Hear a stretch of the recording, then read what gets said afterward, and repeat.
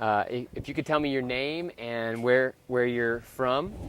See, I'm Mark Head from San Mateo.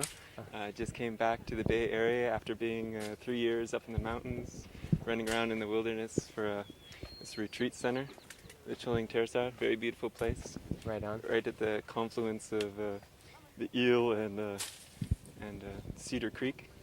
And it's very famous for all the salmon that run up there.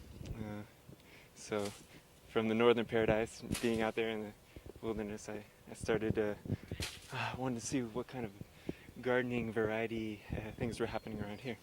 So how did you hear about today's giveaway? It must have been Craigslist, and so I've been looking on there lately for free plants because I work for a community gate path, and it's this nonprofit, probably the largest in San Mateo, serving like thousands of disabled people with different jobs, working, either like landscaping, which I'm one of the job coaches of, and let's see, I think there's like kind of assembly type stuff where they have stuffing envelopes and different things like that. So what's your connection with gardening, specifically in the urban environment, and what do you what's the value of such a thing? Oh, there's so many good examples of that. I mean, like People's Park and like all the different battles it's had with like UC Berkeley, trying to take it over and turn it into big volleyball courts. I've always been inspired, like walking through there, and I think a lot of different people created like community gardens and really transformed and created like kind of microclimates and places for like the community to get together. And it's really sad to see this place, moving on. I was talking to David earlier, and he said, he's going to leave like this Hunters Point area just where he's been staying for I don't know how long, and it's really sad because there's just going to be too many trucks and stuff going through, and I mean, it's really kind of nice over here by the bay. We got the seagulls going and that kind of stuff. Yeah. So, what kind of if you were able to affect political climate and inspire politicians to take action, what kinds of things could we, as just ordinary citizens do to be able to prioritize green space particularly in urban environments? Yeah. Well, I don't know. Politicians, I don't have too much trust in them. It's such a history of diabolic like ways. But who knows? Maybe in the future there'll be some sort of hope. So I think the answer relies upon like community, like seeing, I don't know, like wayside places. In fact, I always used to be fascinated with like along where the railroads are, and it's amazing. All the beautiful artwork that surges up there. In fact, I thought it would be nice to make like kind of urban spaces with like kind of bike paths and stuff like that. But I don't know, there must be like legal issues or something like that, because the trains, in fact, I actually had a friend who lived by the train tracks, and he was saying that late at night they'll have these special cars that come through, and they have these pesticide sprayers on the side, and they kind of make sure that there are no weeds or cropping up along there, which who knows what kind of effect that has. So I mean, that's the trouble, yeah. But it's amazing, the vitality of green. This is constantly there's weeds are always going to come up in the cracks. So now, describe a little bit where the new home that you are envisioning for some of the plants that you're helping rescue today.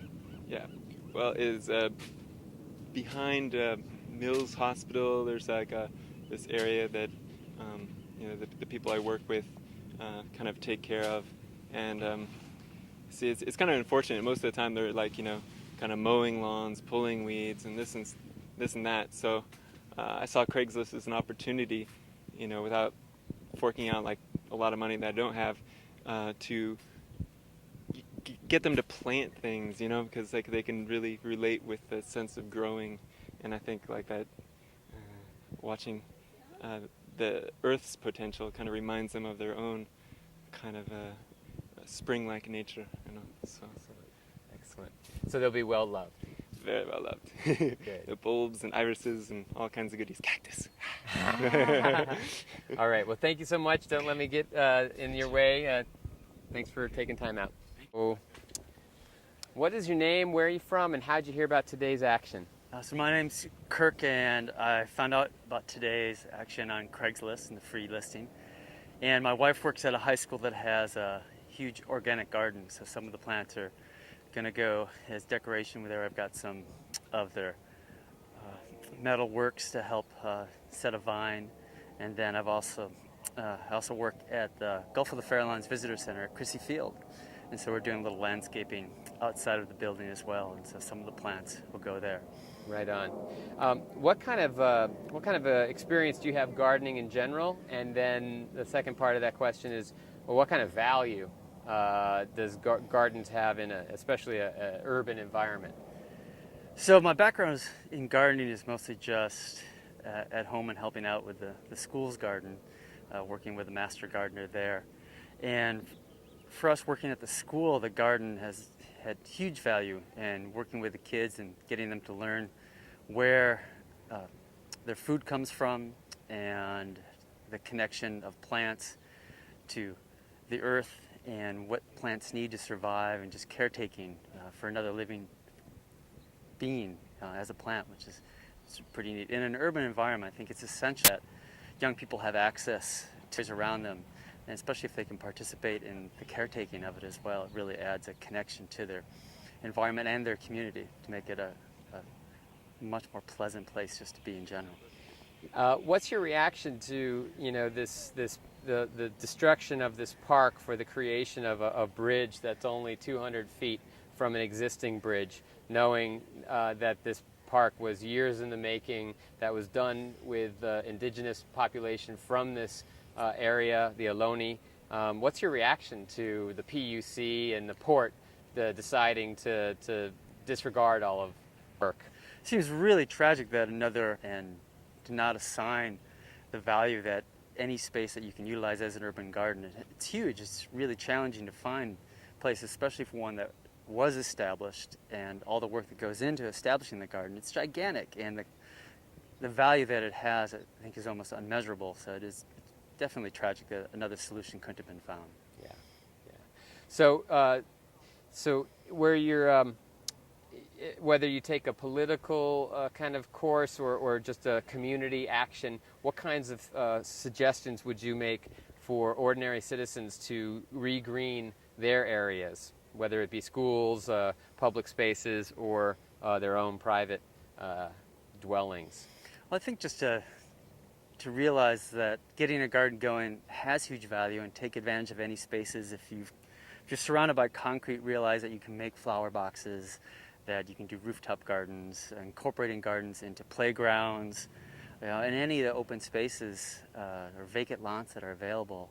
If communities can take advantage of that huge resource and just start to acknowledge that having a garden in your community, any tiny bit of green space, will make your community that much more healthier. It will engage the young people that live in your community. So just realize it's not that big of a challenge. Just starting with the littlest plot of land has great opportunity to do good things. Do you think that if youth had more exposure to gardening and green spaces growing up, that they would feel more connected to the earth that we inhabit and do less destructive things? Oh, most definitely. I've had friends who've worked with urban gardening projects, and just giving young people a place to put their energies towards something where it's creative, and giving things a life and watching it grow and get bigger. It's very powerful. Yeah. Right on. Well, thanks for taking time out and helping rescue plants and giving them new love somewhere else. Thanks. Okay, take care. You bet.